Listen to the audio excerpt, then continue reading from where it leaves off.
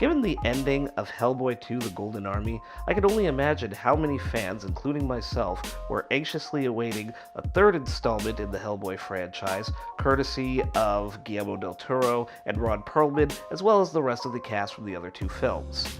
You would think that this was something that was absolutely a given back in 2008, and we would have likely had it by now, but unfortunately that is not the case. But in the decade since the release of Hellboy 2, Guillermo del Toro has moved on to a lot of different projects, including Pacific Rim and Crimson Peak, and in that time, the rights to the Hellboy character had since reverted back to creator Mike Mignola, and the producers decided to pull an Amazing Spider-Man, deciding to go in a different direction, hiring British director Neil Marshall and casting Stranger Things actor David Harbour in the title role of Hellboy.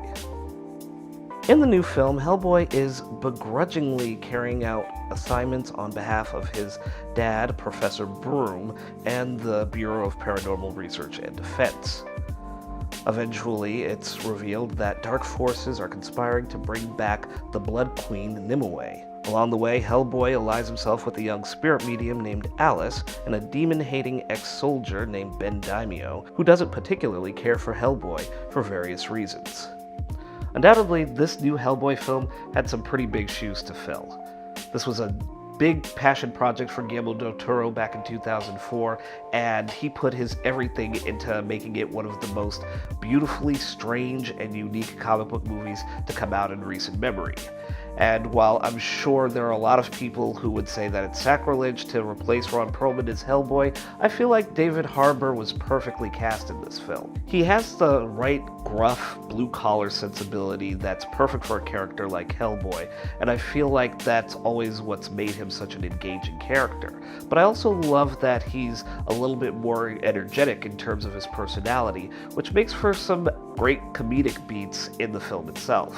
Carrying over one of the elements from the comic that Guillermo del Toro abandoned in his films, this Hellboy is a character that actually exists in the real world, out in the public, and no one really bats an eye.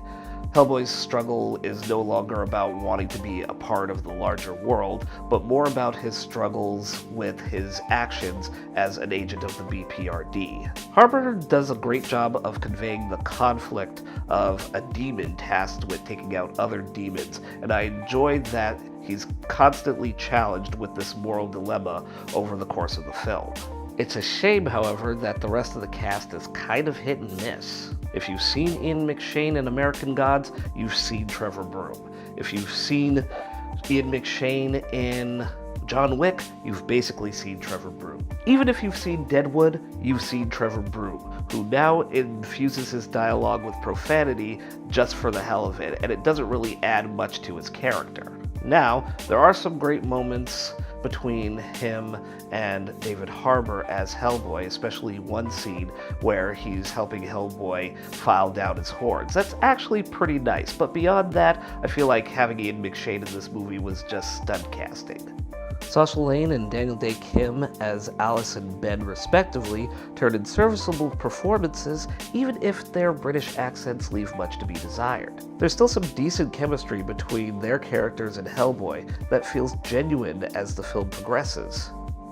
And Mila Jovovich turns in a decent performance as Nimue the Blood Queen, but she doesn't have much to work with, honestly. And this leads to one of Hellboy's biggest problems. It's a structural mess in terms of its story. Much of this is from the filmmakers trying to squeeze in multiple story arcs from the comics, and ultimately not doing any of them that much justice. Elements of the Wild Hunt and the Rise of the Blood Queen are smashed together Queen of the Damned style, and neither story really gets a chance to take precedent. The film feels like it has a fourth act tacked on, almost forgetting that the original idea was for the Blood Queen storyline to take priority in the film. The end result feels more like a series of vignettes stitched together into a film that doesn't feel nearly as cohesive as it should be. At times, Hellboy can feel like a doom rock death metal album played in reverse to open a portal to the underworld, and what comes out may rip the skin off your face, or tear your whole body in half, or just leave you babbling incoherently in a puddle of your own drool, unable to comprehend the absurdities that spew forth. But the sum of its parts don't make a complete film, which is a shame because I was actually looking forward to a grittier tone to the character and a little more gore, especially with some of the great practical effects that are in this film. But at the end of the day, there's a disastrous script, a few spotty special effects, and a weak cast that do little to lift the weight off of David Harbour's shoulders. Hellboy definitely has its moments, but you're probably better off waiting for streaming or cable to find out for yourselves. Hey guys, thanks for watching as always. If you've got any comments, whether you agree or disagree with this review, please feel free to go ahead and leave them in the comments section below, and don't forget to hit that like button.